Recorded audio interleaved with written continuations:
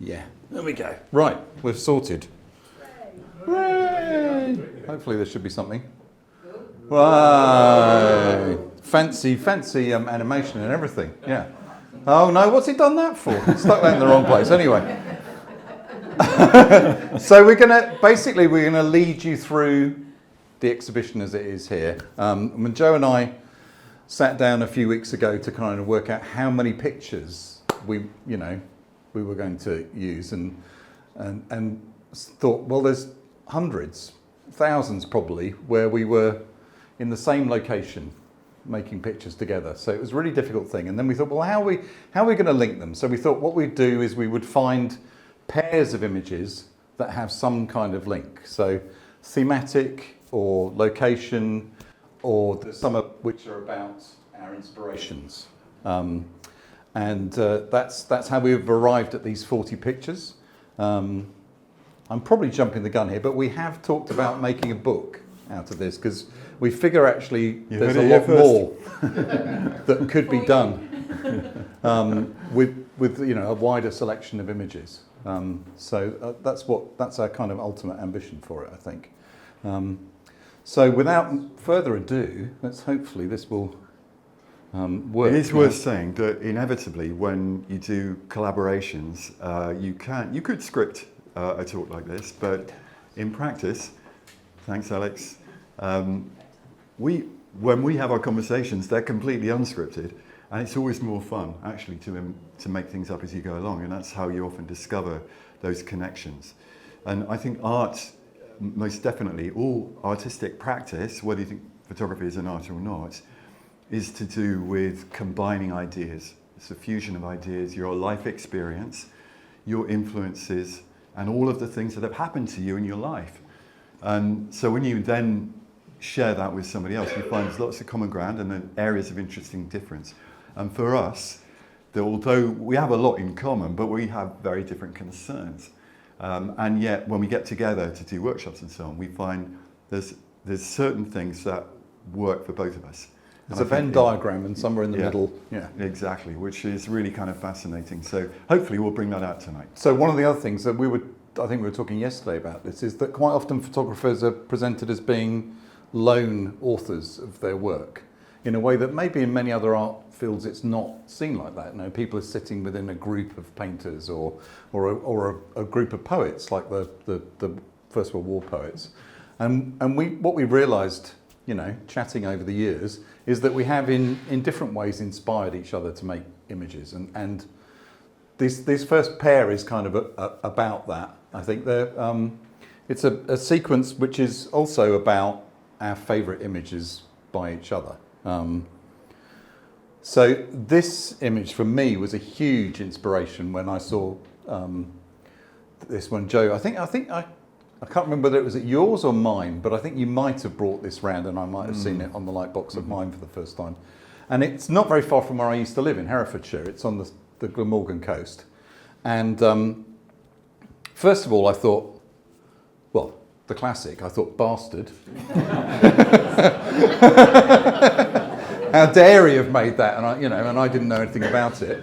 And then I was just totally intrigued by the way that it worked, by the borrowed light, which is something that Joe talked about in First Light, your first book, which was a concept that we both really got from being assistants to car photographers, wasn't it, I think? Yeah, exactly. So we were both assistants to a couple of different car photographers in the early 80s. And when you light a car is a mirror. And so the only way to light it basically is to bounce light onto it. And this is all about bounce light. It's all about borrowed light. The sky gives you the blue, and then the yellow is a cliff in the background, which is catching the last rays, is it? I think. Yeah. It is. I mean, it's also, it's interesting. It is a good example of the colour of light, because the limestone cliff in the background, while it is generally yellower colour than the greyish limestone in the foreground, it's still the same rock. And it's just fascinating that most of the colour difference you see there is the colour of light, which is shot with daylight film, unfiltered. So these are literally it's a photograph of colour casts, the colour of the sky, and the colour of the late winter sunlight. And I did then what most people kind of do when they see something like this. I determined that I would go and try and make my own version, which was far and away inferior to Joe's Very version. unlikely, I would say. It's never seen the light of day, but it did teach me something about light. It was a huge influence to me on how I saw light, because one of the things that's fascinated me in my work the whole time that I've been making photographs is that difference between how the mind-eye combination sees and how the camera sees. And this is a kind of classic example because daylight balance film shows the light for the colour that it is. It's blue. It's only lit by the sky on the rock there. But when you're there, it just looks grey. And this was like a whole huge kind of opportunity opened up as far as I was concerned. At which point we can see At an which example point? of if you can get that technology to work. And it's interesting that this image of David's at Poverty Flats in Arizona? It's Arizona. Yeah. With that, in the background, that is sand, isn't it? It's grey sand, yeah. So again, using the colour of light, and then in the foreground, this beautiful knotted, weathered, sun-bleached wood is Which is also in the shade, but lit bounced light. by bounced light. So he's using two different light sources in effect to animate what would otherwise be quite a standard. Perhaps he would overlook it, or even you might overlook it if it didn't have those colours. And it's that incredible colour. It is a beautiful composition as well, very very simple, and the textures you feel like you can really reach out and touch them in a way. And it's a print we have on the wall at home. So no greater compliment could be paid. Exactly. I think. Yeah. I mean, for me, it was also a very interesting. Well, I've told the story of the making of this photograph a couple of times, but it was a difficult day. We got stuck in the sand and had to walk several miles out just after I'd made this photograph. And naively, my companions and I took our cameras and tripods with us because we thought we'd have time, But it turned out that trekking 10 miles across the Arizona desert didn't actually allow us to have any time before it got dark. Anyway, but it has remained a favourite of mine, I think, because it taught me a number of lessons about light, but also about negative space, which is something that's largely overlooked, I think, in photography, but not in other arts, interestingly. No, it's true, but I mean that's also comes up in music a lot. But how phrasing and space, timing, these things in their own ways do appear in photography too, especially in landscape photography, where form and space are totally connected, and hopefully we'll see examples of that as we go through. So this is for a long time was my absolute favourite photograph of Joe's, and I don't know if that ranks quite the same for you. No, the thing is, I have so many favourites. I haven't ever been able to settle on one, but that's definitely one of them. So your career in the diplomatic corps, how's it going? Is it really taken off yet? If only. So it's Barra, is it? It is. It is Barra. Yeah. Yes. Yeah. And I guess for me it was the echoing form. It was the fact that the shape of the cloud echoes the light on the sand. It was also how stripped back it was as a composition, how elemental it was. And how much for me it really invoked the feeling of being in the Hebrides, which is a place that I've loved since the early 1980s when I first went there. And it just feels complete. I can't think of anything that I would do to change it as an image. I just think it's a perfect landscape photograph for me. Yeah, photography is a funny thing because my memories of this picture are both, it did feel like one of those curious moments of grace, really. I can't think of another word for it, but it was also very tense because that cloud was moving quickly. Shot on 5.4. Shot on 5.4, almost completely blind, and literally having to move the camera between exposures because of the speed of the cloud, and that's the last one. The very last one is the only one that So you really could actually have works. waited and just made the one exposure. What can I say?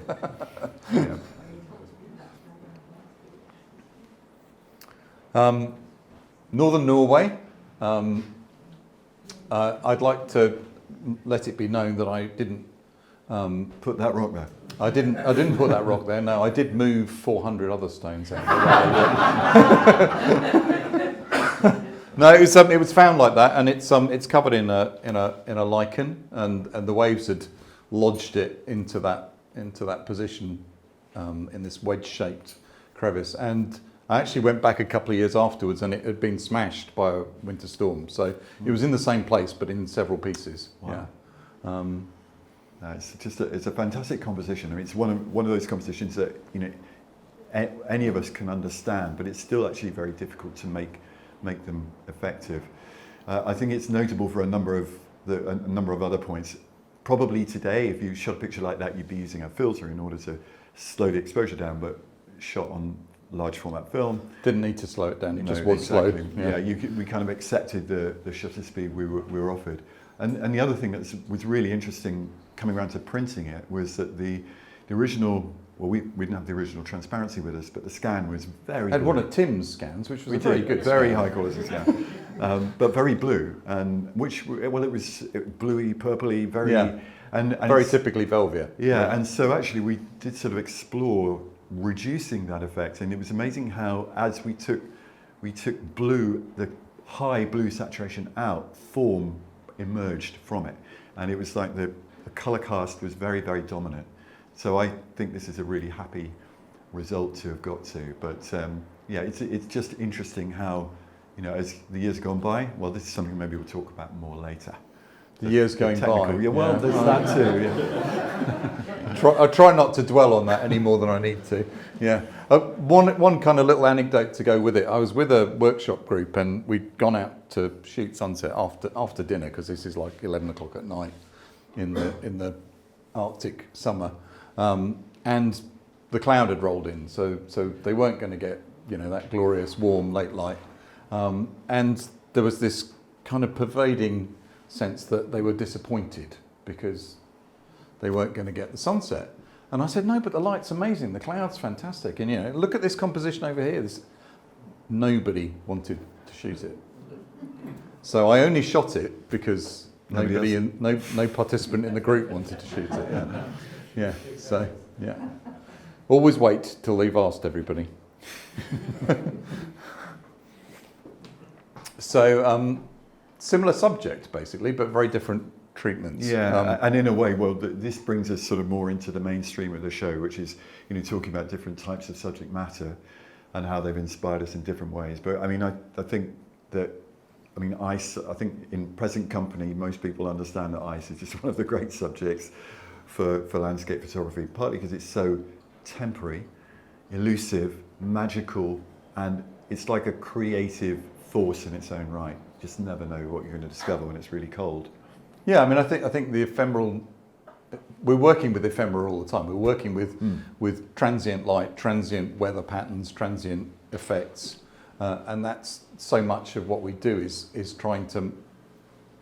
I'm not keen on the word capture. Me neither. Make an image of something related to that, and in doing that to give it some kind of permanence. It's still a temporary permanence, I'm sure. Really, all things considered. I think this is a really fascinating example of David's sort of sense of form, formalism. It's such I just can't think of anyone else who would have ever seen how to compose that. I think there's somebody sitting over there, I think. Maybe, okay, one or two exceptions, but and the observation of it. And do talk about what it is, because I think a lot of people will probably be very intrigued. Yeah, well, first of all, I'm going to say what Joe Rose said when she saw it the other day. She said, it sets my teeth on edge, which I thought, oh, that's good. It's a reaction.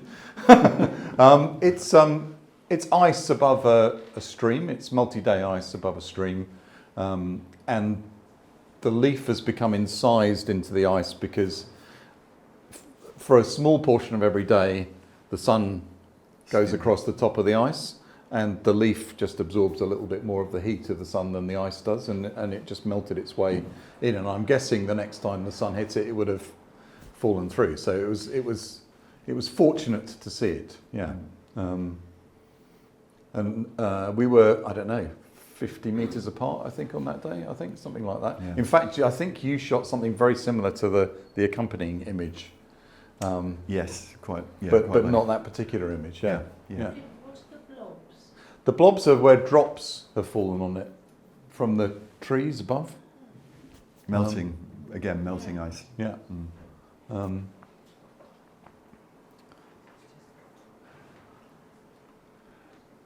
And in a way, I think in some ways, this stylistically is really fascinating, the way that you can do simplicity and I can't. No, but you can do complexity and I can't. So, I suppose... I'm far too simple, basically. Oh, yeah, right. Someone says I'm simple. I think so, for anybody who's interested in the sort of technology side of it, the green and magenta sort of colouring here is because I polarised it. And there is at least one member of the audience who was here when I shot this picture, Jill. And yeah, we were exploring around what is literally a frozen puddle on a track. And so, but it's amazing the magic that you can find in frozen puddles. So it didn't last long. I did a couple of different versions because fundamentally it's the energy of and the shapes of these wonderful stress patterns in the ice that were exciting me, and I wanted to get in really tight in here, but I just could not complete the composition. Felt like it needed this head in the middle, upper middle, which does kind of create a figure as well, and that is, it's one of the ongoing topics we have as well. It's about the anatomy of composition, and maybe we'll come back to that. Yeah. I mean, I think it's absolutely stunning, and I love the sense of flow in it. I mean, if I compare the two, mine feels very static, and yours feels full of energy, and that's something that is also one of the things about composition that maybe people don't always think about. They think about it in obvious terms, in the sense of motion, with a waterfall or leaves moving or something, but also it's inherent in so many compositions in different ways, isn't it? It is, and diagonal lines are active because they're not stable. Yeah. And so they tend to animate pictures. So if you want to make something that looks really calm and peaceful, you generally will avoid diagonal lines. And the opposite is also true. So this pair is about inspiration from non-photographers. Really, Yeah, isn't it does. Yeah. They do feel quite disconnected, which is Yeah. partly why we separated them in the exhibition. Yeah, well, they were fighting. They needed to be separated. Yeah.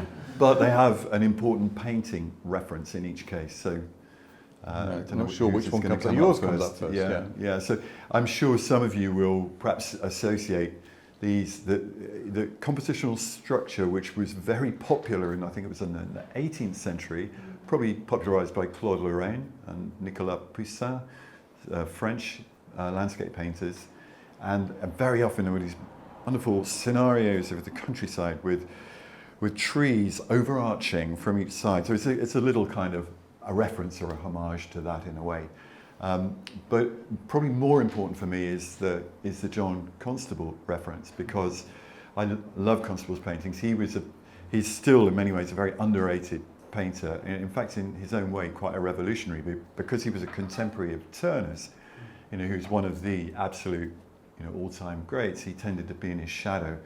But Constable's compositions, which are pictorial, and they depict, recognizable scenes, they have this nervous energy about them, which I love, and especially the way he rendered brushstrokes in his sketches, in particular, in his watercolor sketches, is very alive. It really brings the landscape to life, and the wind moving through. This is, if you like, the homage to Constable part is the wind moving through the birch on the right and creating that motion blur. But so motion blur was not painted, am I right, until after photography came along? Probably right, because because it seemed, but he did nevertheless have this very nervous use of brush marks, which evokes it in perhaps a different way. Yeah.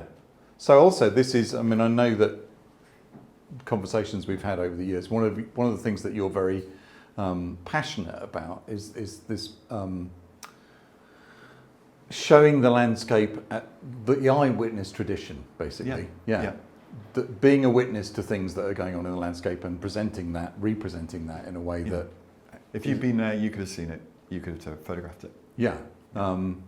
And so that also, you know, harks back to what the painters were trying to do, because mimesis, you know, trying to mimic reality was basically for 500 years, from the Renaissance through to the invention of photography, more than 500 years, is it? No, that's about right. About 500 years was really one of their major aims, was that mimetic kind of ambition.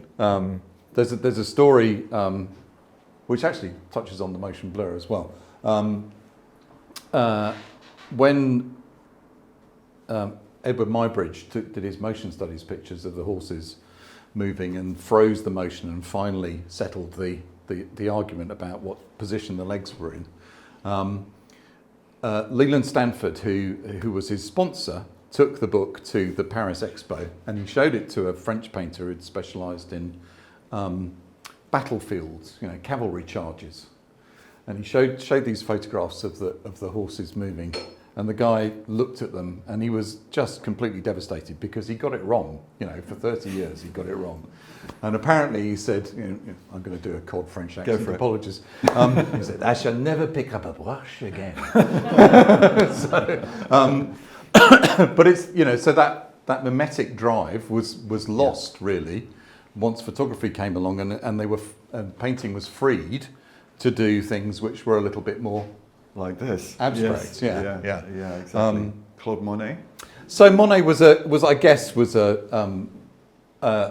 inspiration in terms of the colours, maybe in terms of the feel of it, but there are no fixed points in this. Whereas Monet, at least, you know, did paint the water lilies or whatever so that you could see where they were. So this is impressionism kind of taken to the nth degree, I suppose. And I was.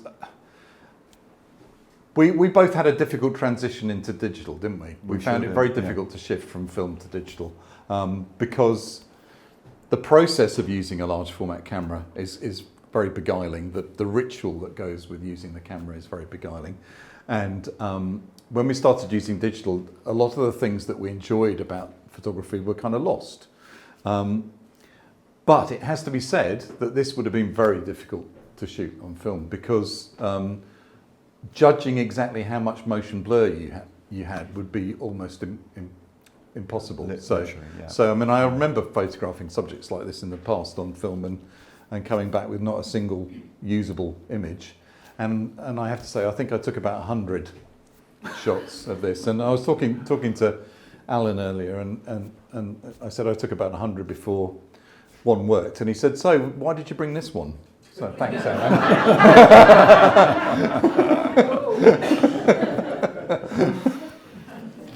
Brilliant. One more thing about Monet, which I think is interesting too, because you mentioned the Frenchman who decided to give up painting, having seen Muybridge's pictures. But Monet himself was one of the first people I gather to have a cataract operation. And when he got back to his studio, he burnt all the paintings he'd made in the previous 5 years.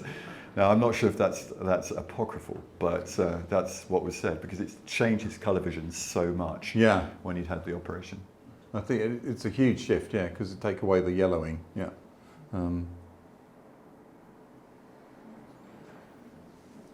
So these are about subject matter, I guess, Yeah, and partly about optical phenomena. Yeah. Because your image, where the ice becomes a kind of lens that allows you to see clearly below the waterline, is kind of optics of nature. Do you drop galaxy? A lot of the effects in that are actually the optical phenomena of photography, where the out of focus areas become these discs of light and evoke something different.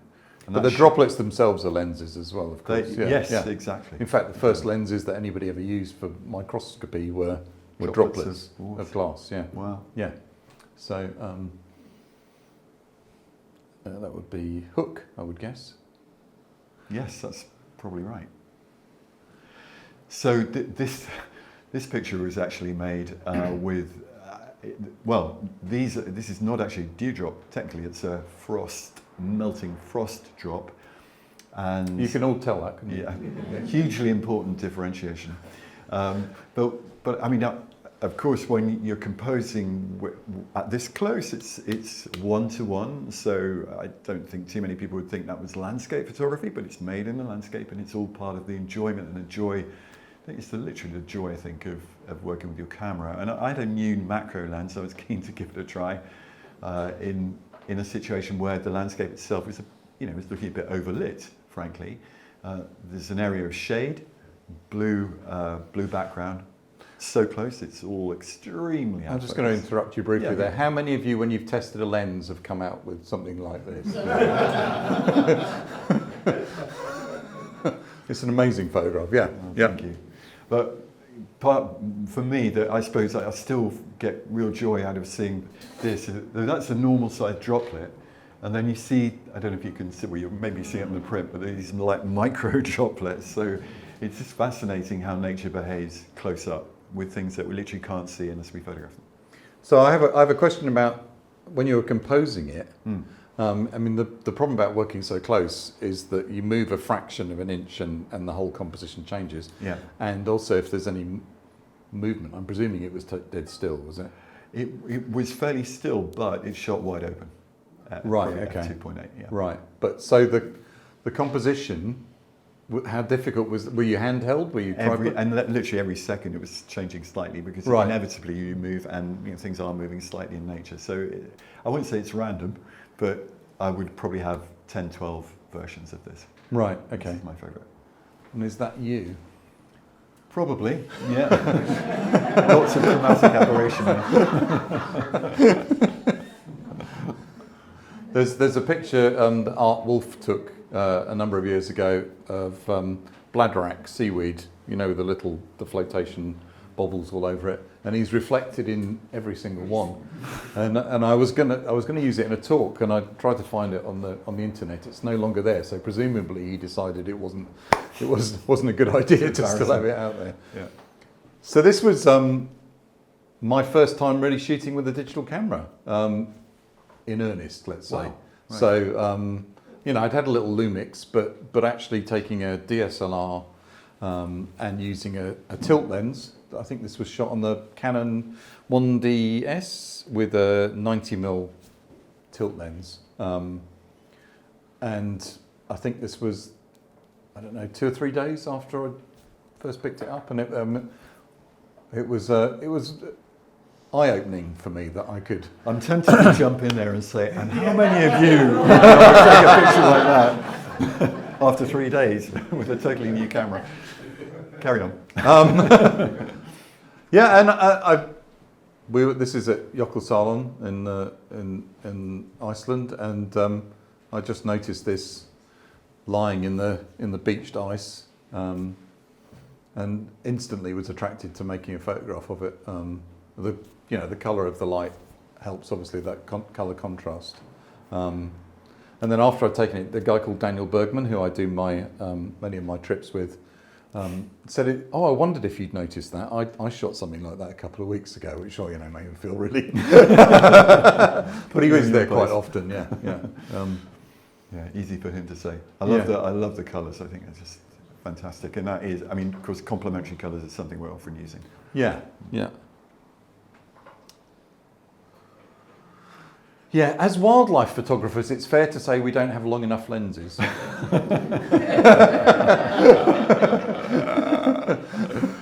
Yeah, these are spot the bird and spot the deer.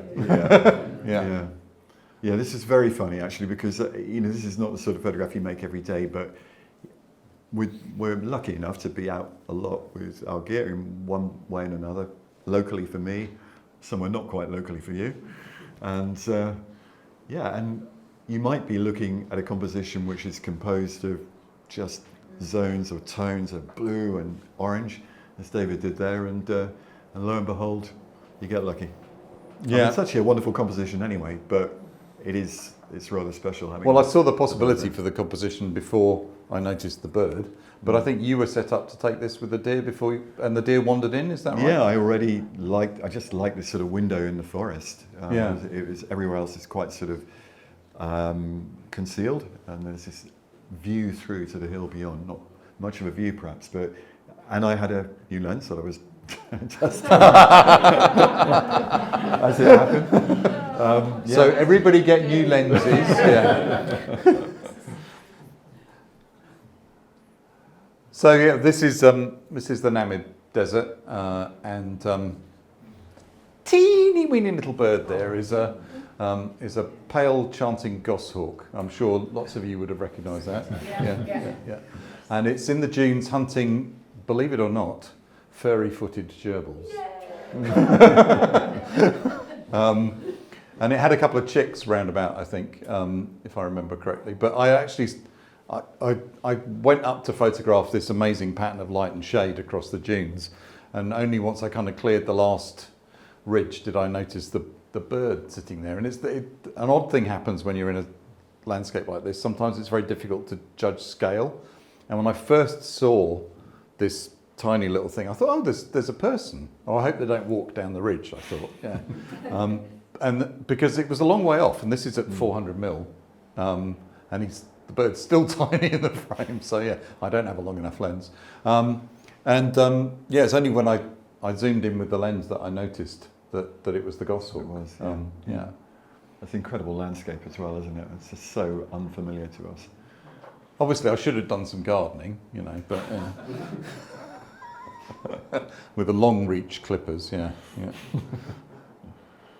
Yeah, there's not much further. Well, there is one more addition, I think, with this image, which is that it's at Gribdale, above where we live in the village in Great Ayton, and these trees are plantation trees. I think they're probably Sitka, and I've seen them for years and years, and just started to appreciate them, because although they're plantation trees, but they're still large and rather magnificent in their own way. And then literally the following summer they're all gone.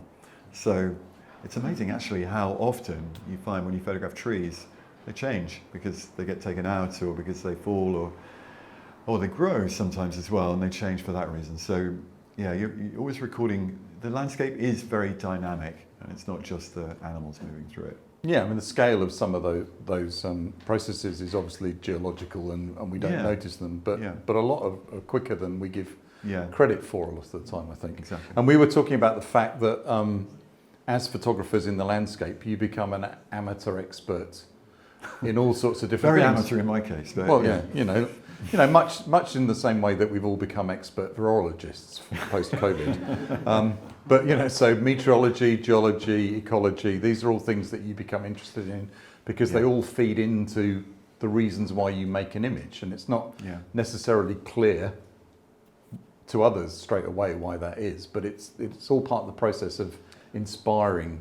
Well, inspiring curiosity actually is, I think, one of the great things about photography, because as soon as you're attracted to a subject, or a place, and you photograph it, and actually that just provokes that interest in it that might not otherwise be there. And I think particularly in nature is such an important issue, the great issue of our time, how we connect with the natural world and learn to respect it and live with it. Yeah. So they're all seeds for making images, aren't they? So. Yeah. I love this juxtaposition. Although it's a very sad pair in a way. Well, I mean, it's kind of sad and funny, and that really is just plain sad. And should we talk more about each individual one when we get there? But I mean, it's a kind of lamentation of sorts. Yeah, I think so. And there are kind of historical connections, I guess you could say, in a way. Probably around about the time that these were. That's true. These were being made. Early 20th century. These whales were being killed. Yeah. So it's there's lots of. I think the interconnectivity between images is. There's a great book by. I can't remember his first name. He's called Dyer, and it's called The Ongoing Moment. Jeff Dyer. Yeah, fantastic book, and he links images together, and I think that again. Well, there's the kind of myth of the masterpiece, which I suppose is promoted by, or the curse of the masterpiece. I think we've referred to it. We do, yeah. Not that we're cursed with them ourselves, but which which promotes this notion of a single photograph being a great thing, and really, we should think more about the connections, I think, between images, and what the happened. ecology or what Exactly, or whatever. Yeah. So very briefly, the history of this picture is, well, David and I actually first saw this place in 2013, I think. Yeah. It's in Svalbard, and it's the site of it was a bay where our sort of ancestors hunted, very recent ancestors hunted beluga whales, and they corralled them into a bay, cut off their escape route and slaughtered them en masse for a number of years until there were none left. And the bay is literally, the entire intertidal zone in the bay, when we went there then, was completely covered in bones. It's actually a UNESCO World Heritage Site, I think. But it's really desperately sad, partly because of what happened. There is a kind of happy sort of sequel, which is that later that trip we actually saw beluga in one I think of we the sort bays. of about 40, did we? A pod, and Yeah. that's obviously a wonderful thing to see that they have recovered. But it's just in a way the kind of fact that we'd be so disconnected from the natural world that we would wipe out what was a resource for us, and that to me is just a tiny microcosm of that lack of understanding.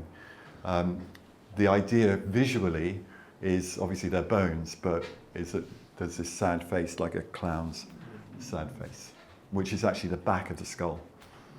Yeah, I mean, one thing I would say about the people who were doing the slaughtering probably didn't think it would ever end. They probably thought there would always be a supply of them, because we're very bad at judging long-form crises, aren't we? And evolution has not equipped humans to judge those kind of crises. Science has, though. Science has, yeah, but That's a whole other conversation. yeah. There's an awful lot of ascientific people in the world. Yeah. This is in just outside Albuquerque in New Mexico, and they're Model Ts, I think. And I was attracted by the form. You know what, I was just going to jump in there because I actually think this is a masterpiece of observation. I mean, it doesn't really matter what it is. That's the reality. It's just that, I mean, there is a face here, surely. There's a face in every car, isn't there? Exactly. Well, especially of that age. But the textures, the relationships, the juxtapositions, the little kind of cameos within the composition, and the colour. I mean, this is a little saturated as it's compared to our print, but your print, I should say. But do I get to keep it? Not if you sell it. Maybe that's a bit strong, but it's just wonderful, and you just want to go in there and touch it all. So brilliant. Interestingly, there's a lot of pressure, isn't there, about gear and getting the quotes unquote best camera. This was shot on a 16 megapixel Fuji XE1, so nothing particularly fancy. And I just think seeing is the ultimate tool, isn't it? In a way that's all photographers have, is that ability to take a section of reality and quote out of context and change people's interpretation of it by doing that. Sort of a loose quote from John Sarkowski there. Yeah, excellent. This is, I think, one of the most intriguing of the linked images, because on the face of it, they have absolutely nothing in common, but then they do, partly because of the texture of the fabric here and the equivalent texture of the larch twigs, which hang vertically and are covered in hoarfrost in that image. But there's another common thread, and that is the window. Yeah. The literal window and the metaphorical window. Yeah, I can only do literal, obviously. Yeah. It was when we were playing around with making the pairs. This was one that kind of came out of left field, I think, wasn't it? When we presented each other with a sort of short list of images, wasn't it? And it was, well, how about putting that one with that one? Yeah.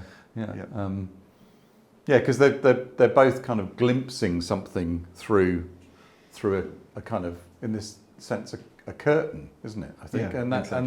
that's what I would say. It's a curtain of Yes. larch, and the other one's a curtain Yeah. of jute or Jute. hessian or whatever it is. Yeah. Yeah. Yeah. So I have photographed this landscape feature for 30 years. Have you ever counted how many pictures? No.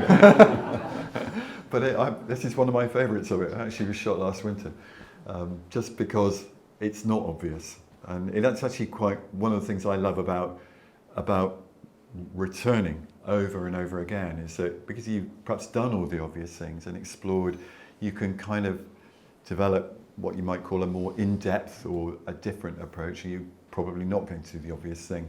And whereas when I sort of travel far and wide, I love the provocation of new places to see, and that's stimulating.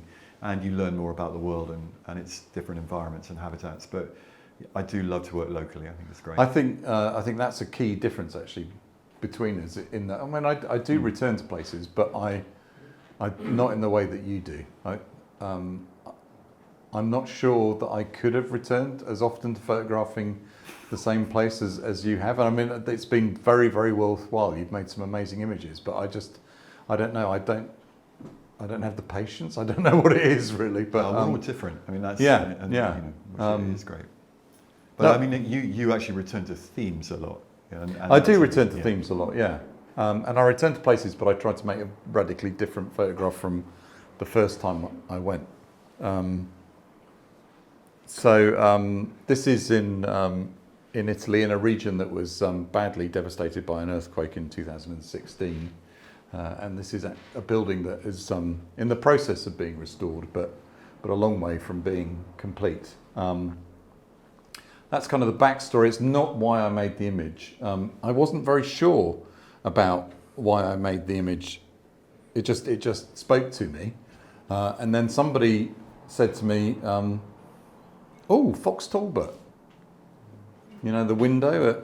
Yeah. And I thought, oh, maybe that was the inspiration. Yeah. And it is funny how we carry memories of pictures that, for reasons that are very, very hard to understand at times.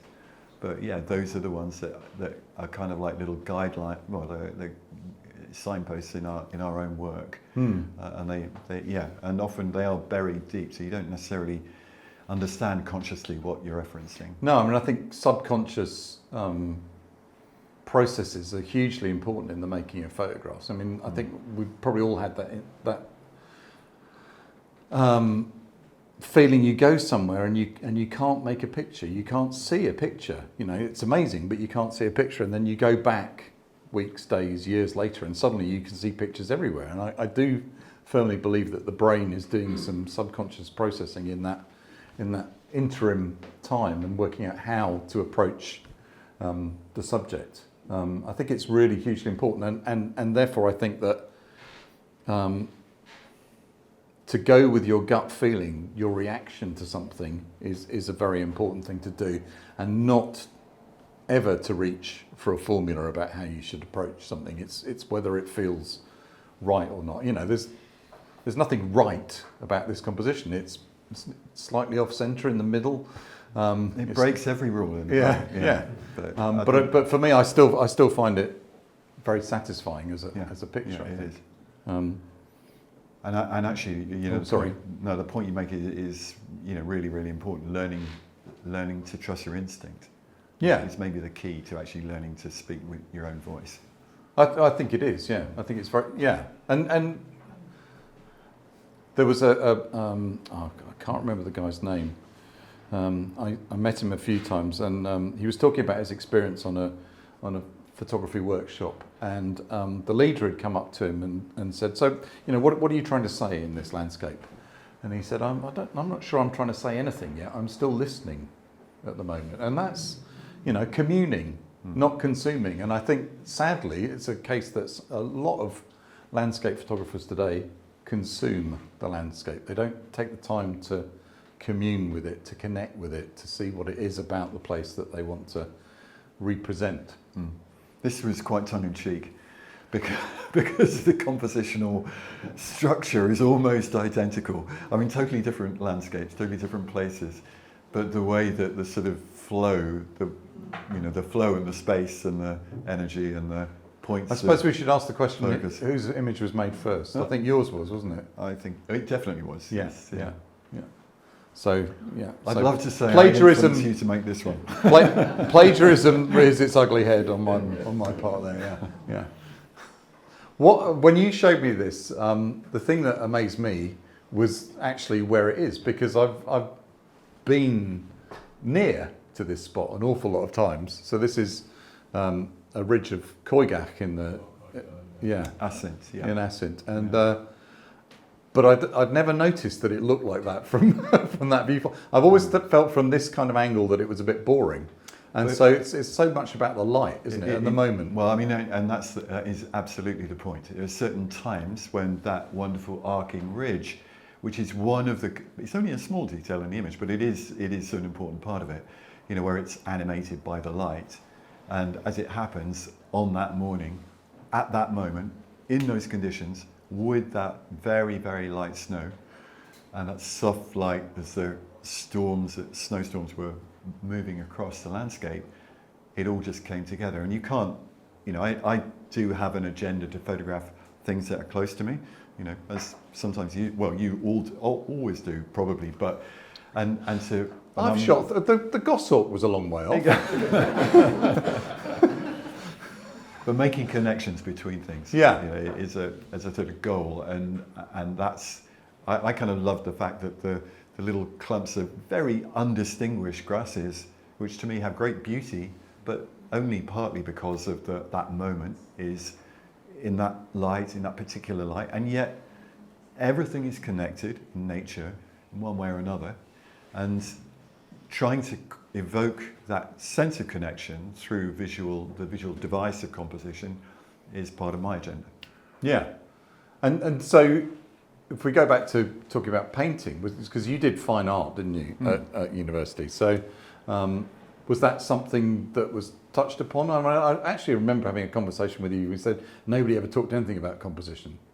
They didn't, and in fact the weird thing is, now that you mention it, I had pictures that I made when I was at Reading of my boot moving through the landscape, and then the pathway ahead, and then and this was literally on the ground, so the painting was on the ground, and then it went up the wall with the landscape in the distance. Right. Painted in black and white, as it happened, because I just started doing photography.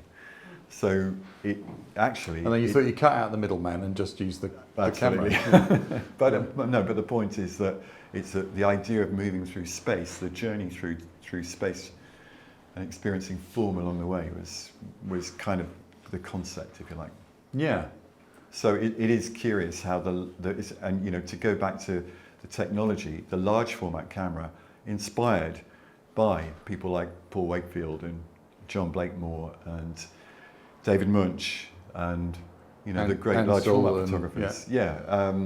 Actually helped to build that idea, because you could connect things in focus. So yeah, which sadly has become a kind of almost an unbreakable rule for somebody, that everything has to be sharp, and of course it doesn't. Of course it doesn't. No, it absolutely doesn't, and it's important to say that. But it's also it's kind of nice to be able to do that when you want to. Yeah. Serendipity is the thing that comes to mind about me making this photograph. So I these kind of stepping stones of the bergs.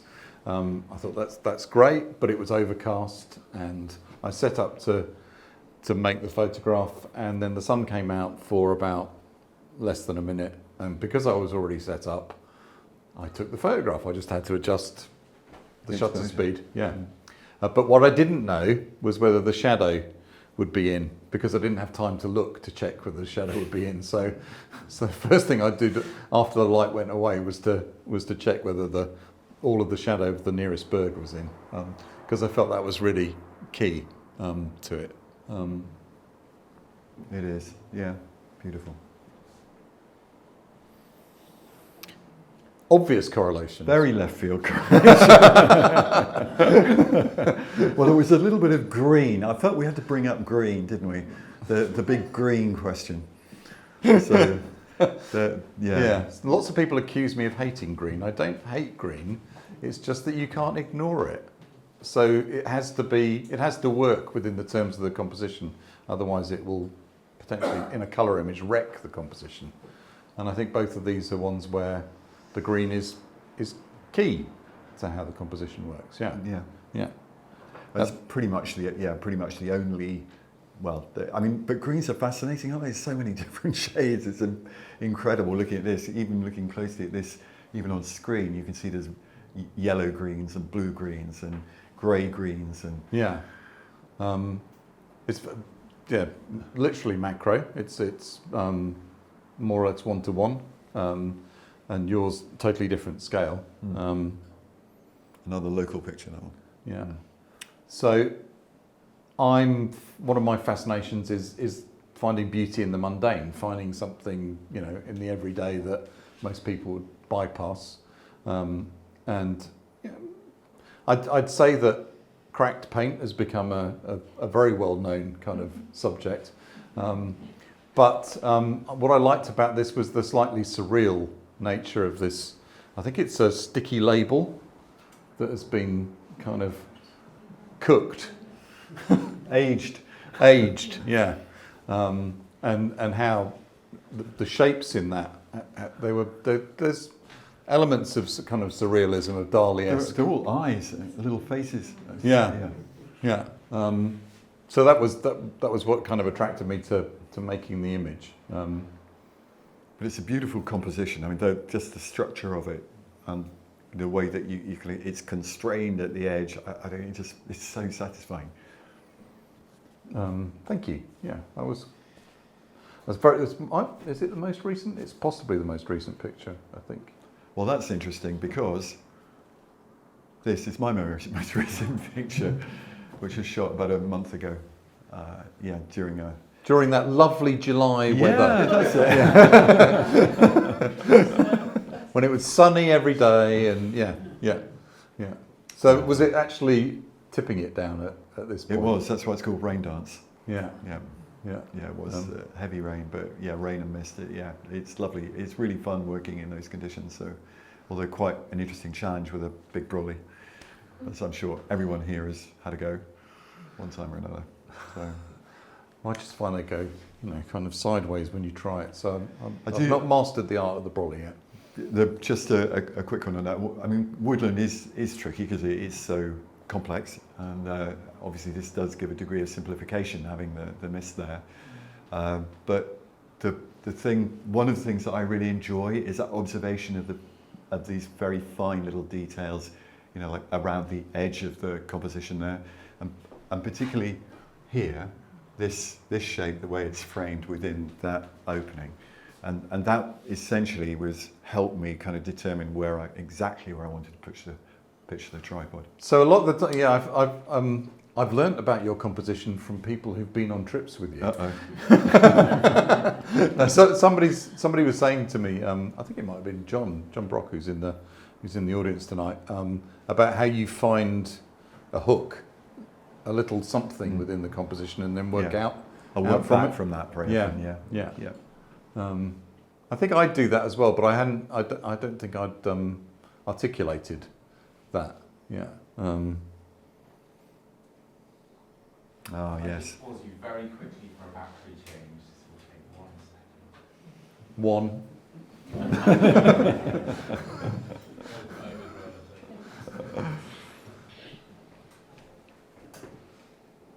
Just say when, Alex. And we are good to go. Thank you. So back to influences. Back to influences, I guess. Yeah. Influencing So each other. Yeah. Well, to a large extent, you influencing me.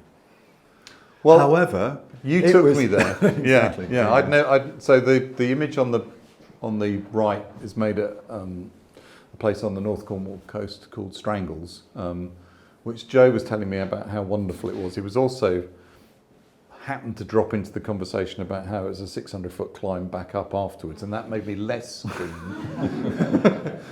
But nevertheless, I went. And I think I've only been 2 or 3 times, and that was the first visit. And this is 10, 15 miles away. It's the similar geology, I guess, is it? It's quartz intrusions into a mudstone. Metamorphic sedimentaries, I guess they are. Yeah, mudstones which, put a continental collision zone, I think. Julia, You're we'll following. check up with you later. Is that correct, Julia? I've completely forgotten everything I've ever learned. That we're safe. We're safe. Somebody will have It to. sounded good. Somebody will have to see it down the stairs. So actually, this was shot I think the last time we were in Cornwall together. Yeah. So there's at Polzeath Beach, for those of you who know Polzeath. There's just some wonderful geology on the west side of the beach, with it's very, very pressure tortured shapes, which I just think there's infinite possibilities there. But you do need the right light. So this is a good example of something that we talk about a lot, which is kind of symmetry, asymmetry, that balance, I think, isn't it? So you have a central axis, which it hangs off, a bit like a kind of a book open, but not perfectly reflected. Yeah, exactly. So that, in this case, that's the hook that you started with. Yeah, I think so, because it holds. It is, as you say, that sort of central core of the gully. And then the quartz, to me, this has become a figure. It's like a kind of avenging angel, if you like, with its outstretched wings. And then maybe this is some unfortunate who's about to be cast into damnation. There you go, a bit of biblical referencing for you. No, it's just... I always thought you were such a happy-go-lucky kind of person. I'm the miserable one. Sorry, I think it's slightly pornographic. Oh. Yeah.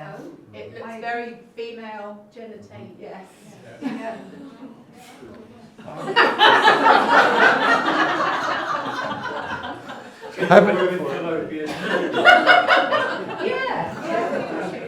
I'm not saying anything. I think it's much safer if we don't. No, I think it is really, yeah. Moving swiftly on. No, that's male. Well, I mean, I think your question. it doesn't happen often, does it? No.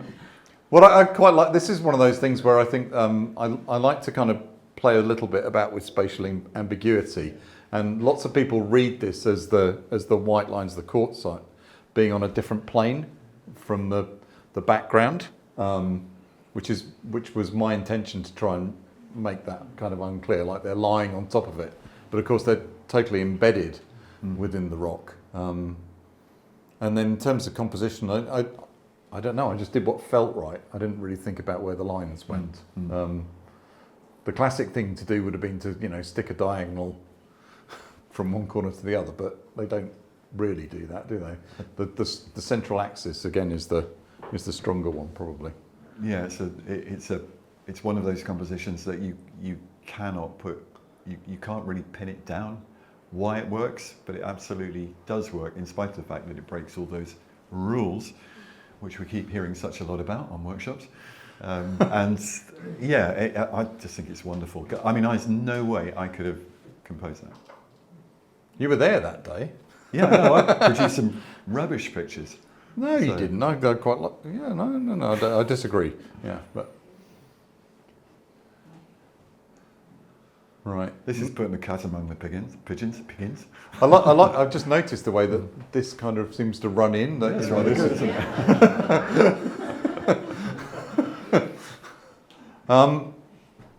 Yeah, people say that I don't do wide landscapes. That's the accusation, isn't it? Yeah, it is. And I think I wanted to make the point with this show that you do, and you do them brilliantly, and it's a kind of no, it's not a shame. It's whatever you want, but that your landscapes are not better known. So, and I hope that I've shown that I enjoy doing work close up as well. I'm not saying it is as no. Let's not even go there. Okay, good. I like that. Yeah. So very different places. Very different places. So, yeah. I'm not sure whose comes. Mine comes up first. So, first of all, I have to say this is one of the most depressing mornings that I've ever had in the field, because I got to this point. It doesn't look very steep, but it's probably about 35 degrees, and it's wet. And this granite is normally very grippy indeed, but when it rains, it becomes very, very slippery. Yes.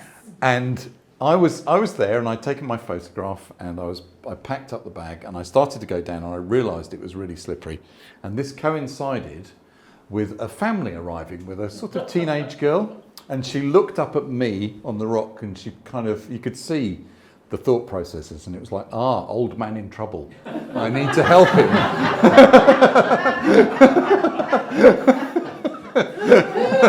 She ran like Yeah. Clearly, she had no trouble at all getting to me. Yeah. So, Namibia again, Spitzkoppe. I mean, it was just a kind of one of those epic moments where the light and the cloud and everything came together. It was just incredible to witness. You know, rain is not very common in this part of the world, so to get a rainbow and to actually be in a position where it happens to arch from the top of Spitzkoppe is kind of a slightly a Galen Roll type moment in a way, wasn't it? Well, maybe it was Constable, but of course Constable put his rainbow in a place that in the wrong place defies the laws of physics, doesn't he? So he does. Yeah. Did you notice the desert elephant of the distance? This one. What desert elephant? Where? Oh no, okay. Probably made of granite. She's forgotten everything. This, I'm very jealous of this. Okay, so I've been to Spitzkoppe, but it doesn't matter where you go. There are always places that you wish you'd been able to go, aren't there? Yeah. And Glidders is not somewhere that I've been to. And it's a bit of a hike. Yeah. It's a fantastic spot. That might be the reason. I genuinely think this is. So one of the things that we sometimes talk about is the idea of the sublime in nature, and how it has influenced artists and since the Romantic era, and it certainly influences photographers today, judging by the kind of work that is seen in competitions in particular, where people combine. It's like an arms race of sublime motifs, whether that be the Milky Way or the Aurora Borealis or an exploding volcano or some other high action element. But these are things that are dramatic, and they are beautiful, but they're also dangerous and frightening quite often. And that's an aspect of, I would say, that of all the landscapes in the UK I've ever seen that are actually kind of frightening to look at, this is it. Because you imagine landing on top of one of those spikes. Somehow, there's just something. They are like blades, sharp blades of granite, and it's actually quite physically intimidating to see them, and that composition is intended to evoke that. Yeah, emotion. I mean, if it wasn't for the sun, it could be Mordor, couldn't it? Yeah, exactly. Yeah, beautifully balanced throughout, and the light, the positioning, the fact that is just in there. That one there, yeah. I mean, it's that's exactly what I was going to say. It's like you'd thought about it. I mean, it's incredible, really. Yeah. No, it's a fabulous photograph. That's for me. Where is it? Snowdonia. Glitterwach. Is that the right pronunciation? I don't know. I'd have to look at the word. Glidervatch. Rivalry. Rivalry. Oh, thank you. Yeah. Bruce, where are you? Sorry, I should have asked you. Yeah, what was the link? There's rhinoceros in Yorkshire. That's right, exactly. Rhinos at Fountains Abbey, no rhinos in Namibia. Yeah. Something like that. Actually, I think it was more the idea of, what is the essence of place? That's some of the time, that is what landscape photography is a sort of search for. And often it is just looking at the fundamental elements of that place. And certainly, we'll talk more about them individually when we get to them, but I love the fact that the rocks here feel like they're alive and they're an important part of, they are inanimate in theory. The trees are inanimate, but I think the search is to try to make them alive, feel like they're alive, and that they are, fundamental part of place. And I think one of the things, these are chestnuts, aren't they? They are. Yeah. Yeah, sweet chestnuts. And one of the amazing things about them as trunks when they're dead is the force that you can see in the way that they corkscrew up, don't they? So they do. These almost look like serpents moving. There's an element of that, I think, about them. Yeah, and it's. As a print, I'm really happy with it. It's quite a difficult picture to show projected. It's actually almost a bit too much kind of open shadow here as it's rendered. But be that as it may, I just personally love it. I do love this picture. It's not that many of mine that I would say that about. So I think it is a favourite of my own, and it's partly because it does help me feel that it might be possible to convey something of what it means to be a rotting tree, that you do contribute something to the landscape, which, they're a vital part of the ecosystem, or an ecosystem like this. These are huge branches of an even bigger tree with tons of biomass that provides essentially home for gazillions of microscopic organisms and insects and things that make the soil, and eventually, over time, they will return to the soil. So it's about the circle of life, basically. Yeah. For me, yeah. I just think there's so much energy in it for something that's essentially static. I think it's incredible for that. And you show the obviously the live trees in the background. They're descendants, perhaps some of them, and then the fallen ancestors, which is the title. Yeah. And if we're talking about circle of life, then we have Pride Rock.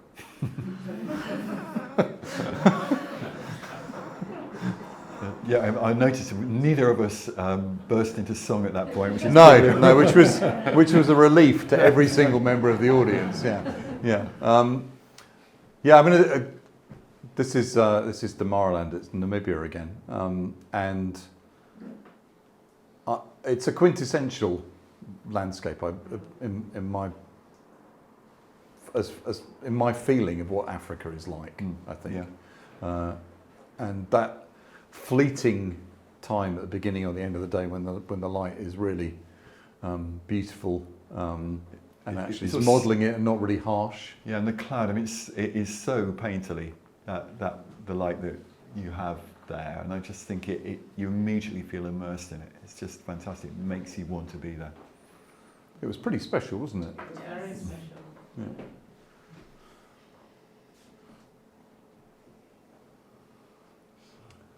Well, this same place, different days. Yeah, exactly. Almost the same spot, not quite. But yeah, and maybe this is one that might surprise people, because David's picture is a wider perspective and mine is a longer one. I finally found not. the 25mm in the bottom of the bag. Yeah. And they're both relatively recent. Yeah, the last 18 months or so, are they? I guess, something like that. Yeah, a bit more than that maybe. This is December last year. And actually I suppose if there is a common theme, apart from essentially composition and organising space and water, and in what is a very complex landscape, it's really the kind of sense of surprise and anxiety that the winter is so weak now. Yeah, of course, there are days when you go to Rannoch Moor and be covered in snow, but it never seems to last any longer. And so this one is called Winter Has Broken. But in fact, it's still more snow than in yours, which is also the middle of winter. Yeah, I didn't manage to come up with a nice romantic title for mine. Water in my boot, yeah. Almost always when you walk around there, yeah.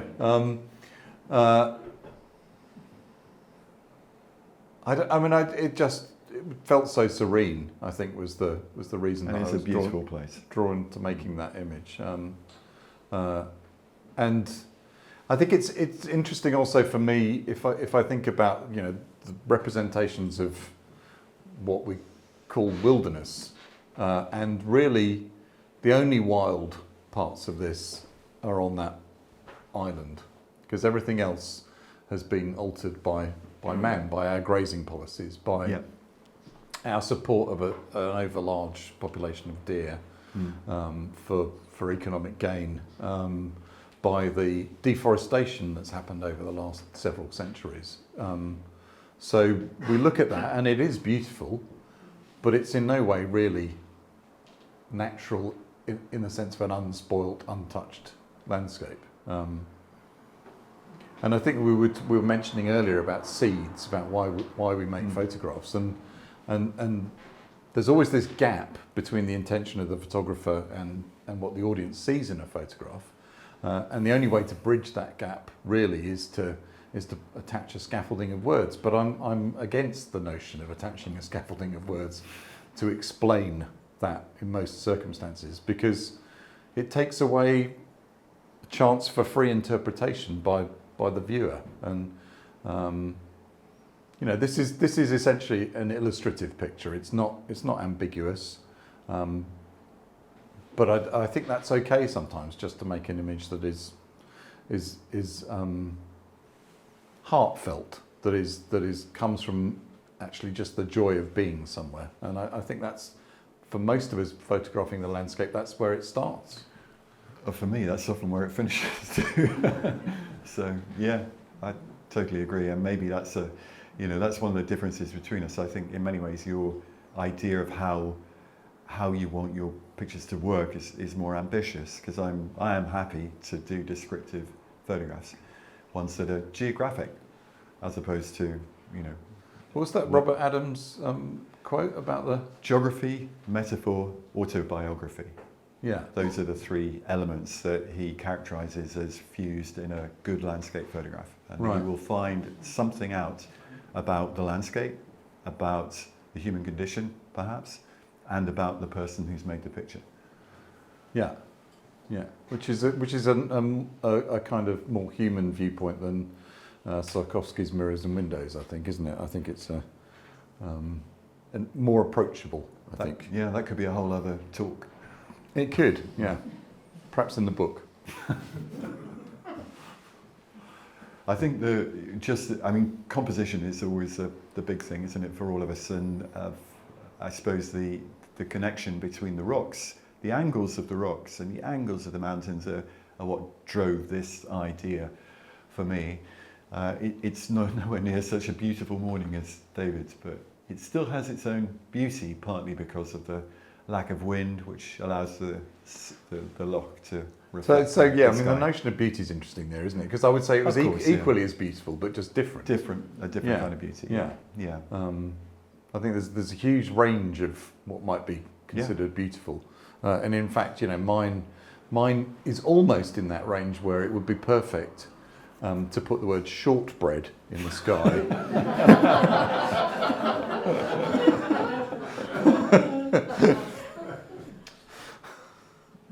Whereas these two pictures are rather different. Yeah, yeah, and I think they're good reflections of our essential nature, aren't they? I think because this is called terror, and you're well known for my terrifying yeah personality. yeah. And self-portrait, perhaps. But I mean, it's not anthropomorphism, because we're seeing a different kind of creature there. But it is that notion that we have these templates and we look out for things which look like animals within the landscape, don't we? Yeah, exactly. So you've got this tentacular creature. Yeah. It's just an extraordinary thing to see. That tree it's very beautiful, but very very terrifying in lots of ways. It is an oak. It's about 350 years old, probably, and it's in our local area in North Yorkshire, not far from here. One thing I do want to say, looking at this reproduction, is how print is great, because when you print, you get the colour you want, and that's the colour that you can share with others. Whereas it's always a little bit random with projected imagery, and sometimes, and this is one of those examples where for reasons that, unbeknownst to me at least, The greens have gone completely mental, and it does rather spoil the effect. But anyway, it should be much more subdued than that. Yeah, but I don't think it. I mean, yes, I can, as the author, it probably irks you, but for most of the viewers, I don't think that's an issue. I don't think so. I think it's an amazing photograph. The animism in it is incredible. You can, you know, you can kind of see why religions like Shinto arose, where places, and also the Celtic and the other primitive, so-called primitive European cultures, where animism was practiced. You can see why that arose, can't you? I mean, especially if you're living in a situation where existence is difficult, and then you come across an apparition like this, and you must feel that it's infused with spirit. I think in that, and maybe malign spirit of that. Yeah, so, you'd give your sacrifices to it, wouldn't you? So this is called Hope. Being and actually, I have to say, you know, it's too light for me in projection. But it is. Agreed. But it's for me, this was all about that kind of long European tradition of being in the dark wood, and then you see light in the distance, and a way through the tangle and out. Hence the title. And they were both titled independent of each other. They were. And then when we saw them, we saw connections, you know, as opposites, but we also saw connections within the colour scheme and within and the textures and textures and things. It's a fascinating contrast with, you know, with the order and geometry of this one, you know, to the kind of complete craziness of terror. That's me, ordered, geometric. Yeah.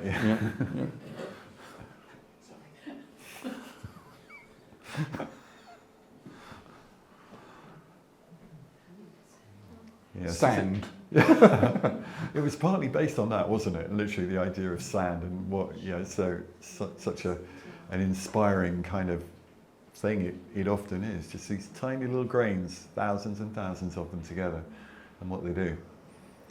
You know, one that's living, still moving, still changing, and one that's in geological form. Yeah.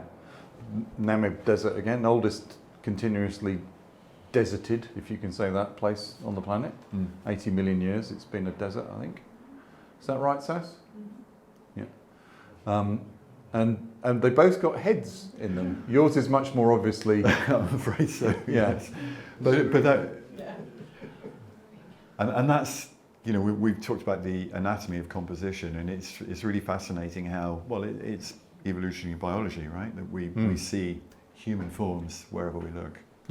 Yeah, we look out for eyes, we look out for silhouettes. I mean, mine's much more a kind of silhouette of a three-quarters view of a face sort of thing, a bit further around, no nose visible. Yours is, more Dali-esque, isn't it? Yeah.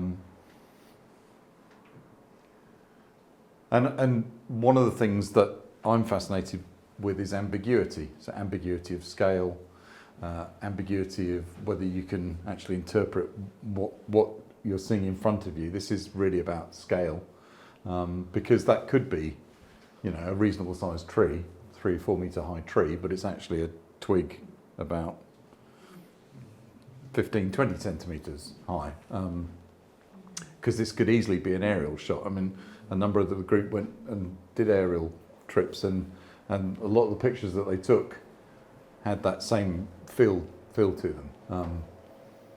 And also light again. We returned to borrowed light, and that was a big driver for the picture. How the blue comes out in the shade in a situation like this. Yeah, it really brings it to life.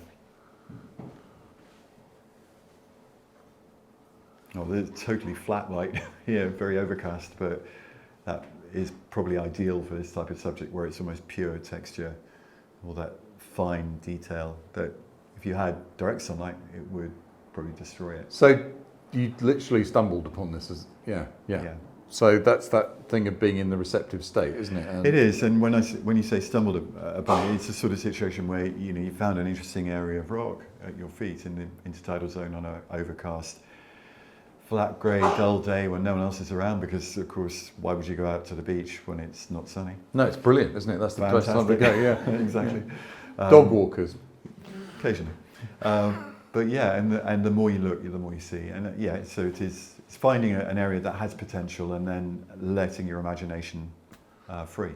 Yeah, it's being receptive and having the eyes of a child, and I think that for me, and I think for you as well, that's been one of the great joys of photography. The fact that it actually leads you to really look at things rather than just glance across them. And yes, I think you could walk along that beach. Well, we get this frequently, don't we? People come up to us and normally the first thing they say is, "What bird have you seen?" Or "Who was it?" Yeah. It's just gone by. Or "Are you expecting a celebrity?" Madonna. Or, and then you say, "No, we're photographing the landscape or the beautiful rocks." And then somebody said recently to me when this happened, they said, "Oh, so nothing worth waiting around for then?" Was this back in Cornwall? Yeah. Is this Cornwall or? No, it's Northumberland. Back in, okay. Yeah, Cockleburn. Whoops, I didn't say that. No grid references. Yeah, Absolutely. Geology. We talked about how we become amateur experts in fields, didn't we? And how that inspires the making of Fascination for that subject. And, the curiosity of it, and actually, but ultimately for us, it's the form, isn't it? The form and the incidental things that arise in your image, the way that the grasses are just, as if by magic, made this wonderful arrangement on top of the rock that is in itself interesting. And it kind of reminds me of Arabic script, or it was absolutely tipping it down as far as I remember. It's quite a long time ago. Mine's 5.4. What is yours? Digital? Yeah. It's phase one. Yeah. So it's quite old mine now. So. Well, this is the Jurassic Coast in Dorset, so perhaps not so remarkable in that respect. There's probably 100 million ammonites waiting to be revealed by time there. But I mean, they're still wonderful to see these, so well preserved, the shapes that the geological process has preserved, and just the way that it worked on that particular day, winter morning, with the cool light giving the blue cast, and just some warmth from reflected light. It's again a little bit like contours in blue, the light in that image. Yeah, that sense of time. I mean, time is present in every photograph and unrecognised in most photographs, Yeah. Except perhaps in a derisory way. So many people say, "Oh, well, it only took you a 60th of a second to make the image, don't they?" Yeah. Well, no, it takes quite a long time to work out what you want to do, and many years of experience in order to do it well. So the 45 years in a 60th of a second, something like that, maybe. Yeah. Who said that? Somebody said something like that. I think it was Eugene Smith, probably. Was it? Yeah. And this is old red sandstone in Ascent again,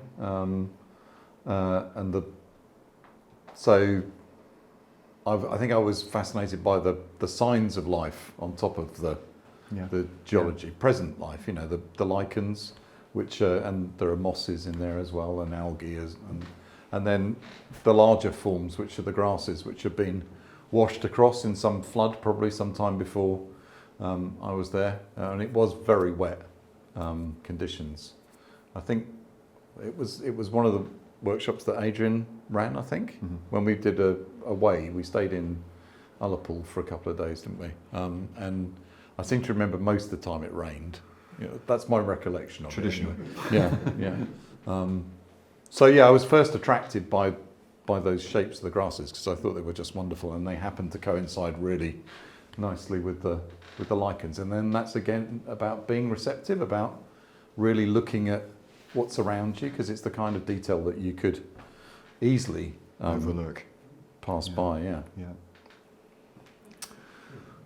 So, we're almost there. We are almost there. We've only got the last 6, folks. It's all right. we have here a couple of. I mean, both these images are influenced by painters. Yeah. So that's one thing, and also this is a quick shout out for Tim, who is here with us because he did the modelling for me on the right hand side. So thanks. Instantly to him for that. recognisable. Instantly recognisable. Yes. Yeah.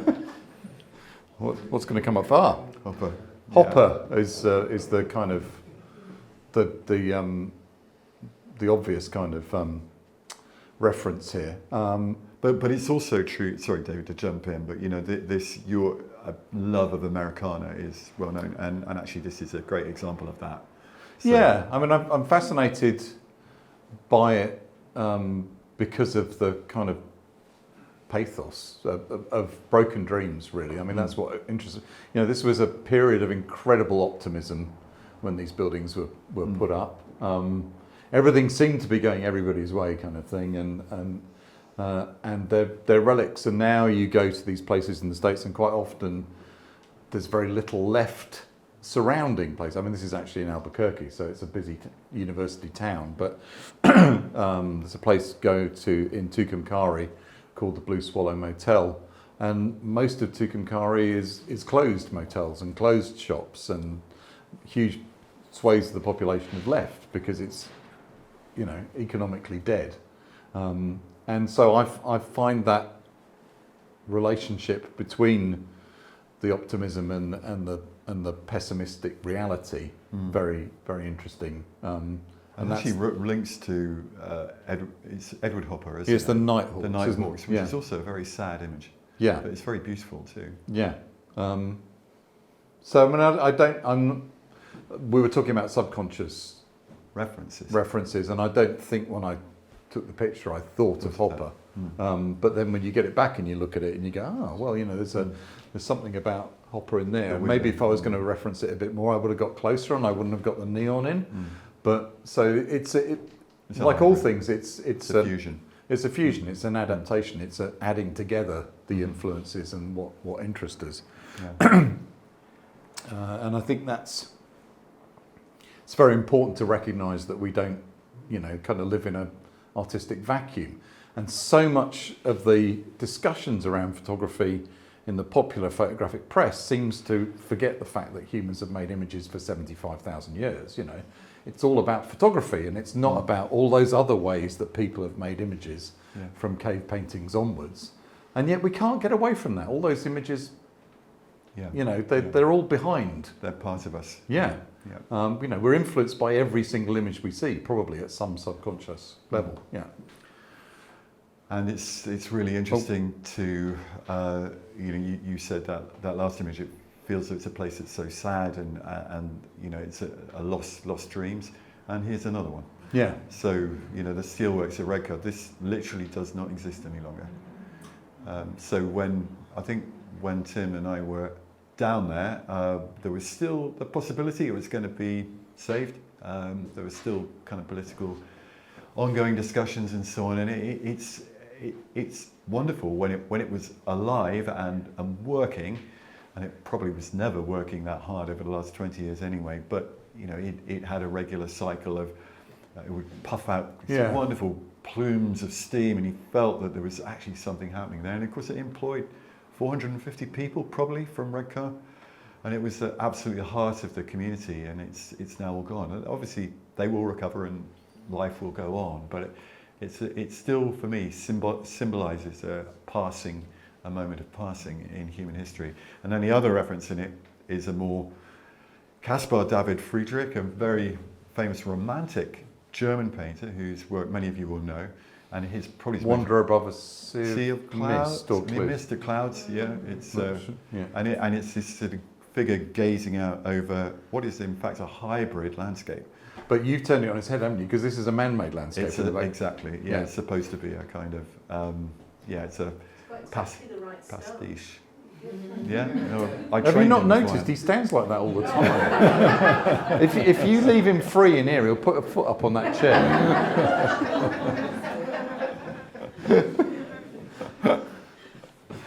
Oh, it's an amazing image, I think. Yeah.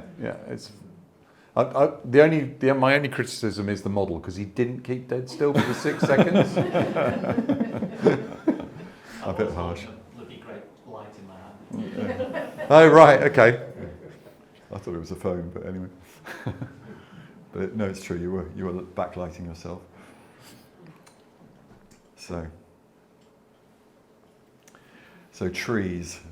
Dead and alive. The meaning and messages of trees. I think this is. Yeah. And how they represent figures fundamentally, and also these also have their own backstories. So probably we should talk about them individually. Yeah. I don't know. Yours first, I think. Yeah. So this, well, for me, it's a really, really poignant image in lots of ways, because in 2013, I went to Colorado with Tony Spencer, and I hadn't really I hadn't been to Colorado before, and I hadn't really been enjoying my photography that much for quite a while. I didn't really know why. I had been shooting digitally for about 5 years, and it was only after I made this picture that I realized that the reason I wasn't enjoying my photography so much was because I hadn't made a picture I'd really liked during that period. So I made some pictures that were okay, they were, functionally good, effective, but hadn't somehow connected to the subject. And I genuinely think those 5 years were spent trying to learn to come to terms with this new way of seeing the digital revolution. And as it felt like it for me. This picture, which I'm sure some of you will realise is not necessarily that deliberately, but it's very similar in composition to Ansel Adams's famous Aspens above Santa Fe, shot in about 1944, which is a beautiful small detail of centrally placed. It's a kind of classic rule breaker. So you show that at in a Careful what you say. Yeah. to a group of a certain kind of photographers, and they say, "You've got the tree in the wrong place. It should be on the thirds."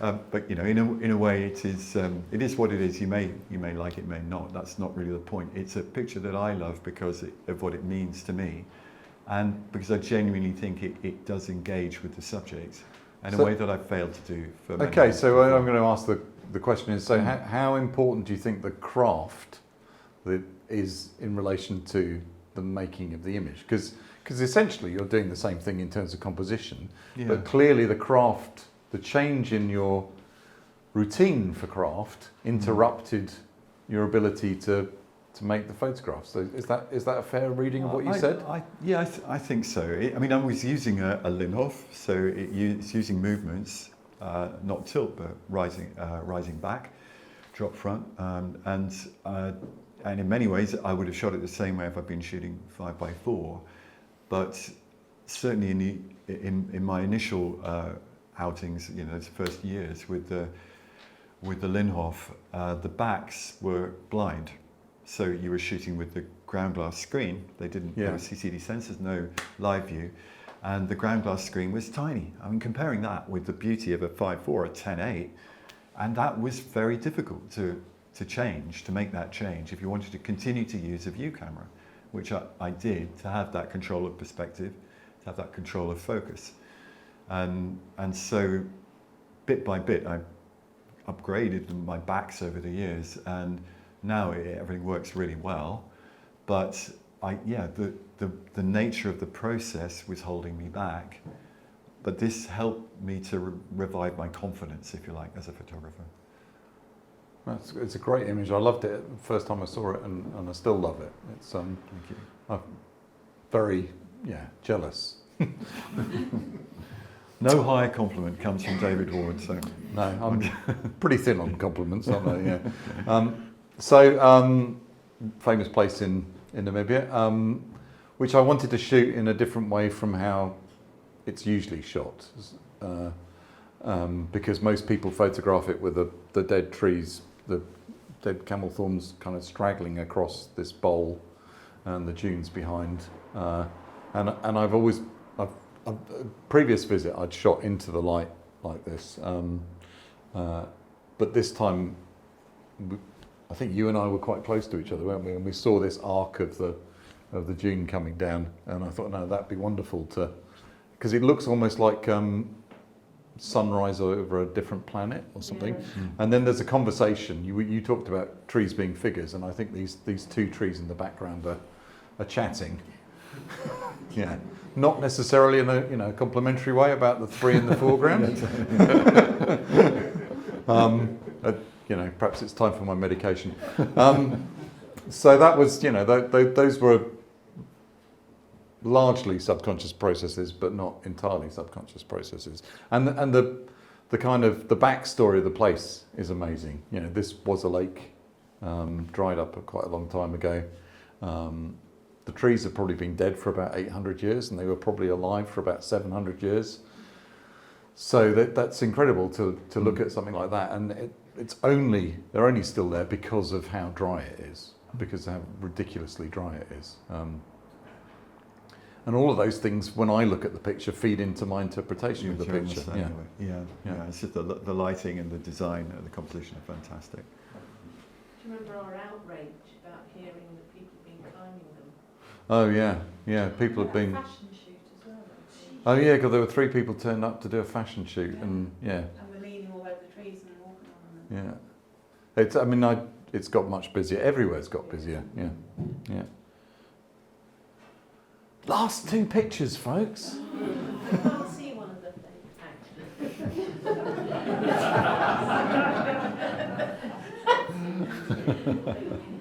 On my head. Right, that's okay, yeah. So these are kind of, I think a lot of landscape images are straightforwardly celebratory, aren't they? And so it's quite nice to do something that's maybe a bit more melancholic, and I think that was our intention with these 2, wasn't it?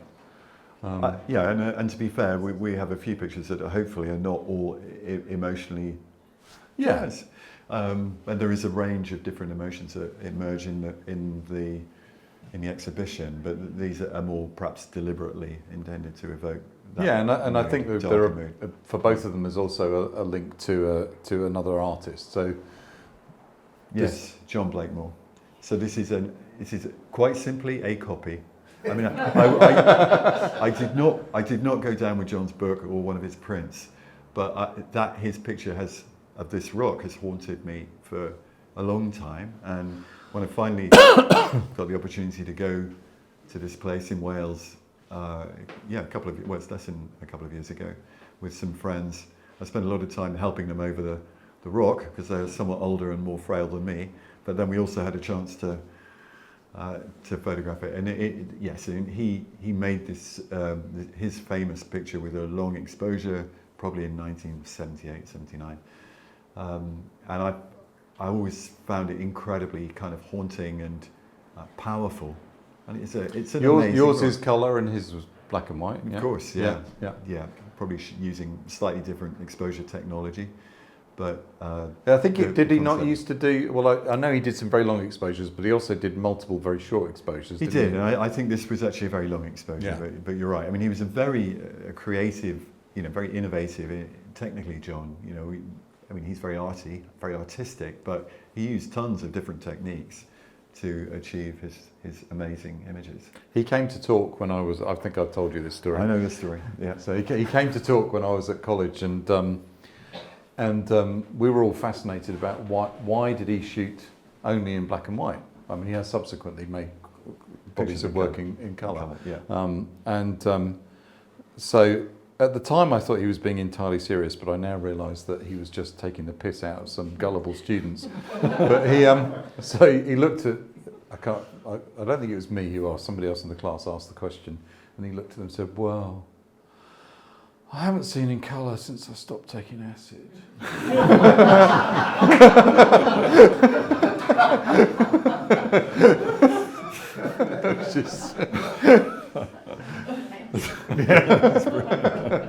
He's a great, he's a lovely guy. I've met him a few times since and had a chance to talk to him, not as a student. Fantastic photographer.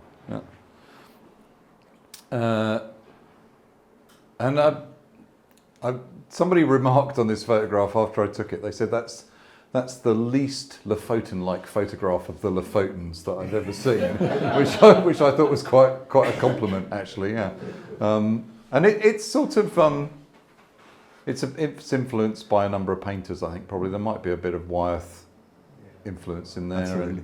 Yeah. And Tonally, particularly. yeah, and again, you know, to photograph something in the landscape that's man-made, that has some melancholy, I think is you know, a lot of these small communities since the Second World War have been dying. The Norwegians have done a fantastic job of making sure that people want to stay in out of the way places, but people don't want to farm these places anymore. You know, it's a hard life. Subsistence, really. Yeah. So when, you know, in the middle of a fairly hectic snowstorm, seemed exactly the right moment to photograph it, really.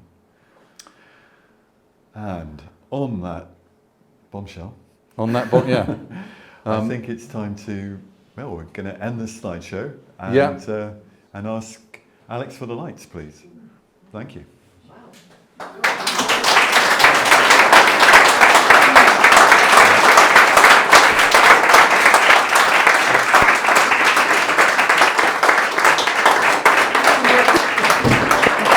Thanks, everyone. Thank you. Wow. Well, thank you very much. That's a wonderful reception. It was very good, yeah. So you can all come again.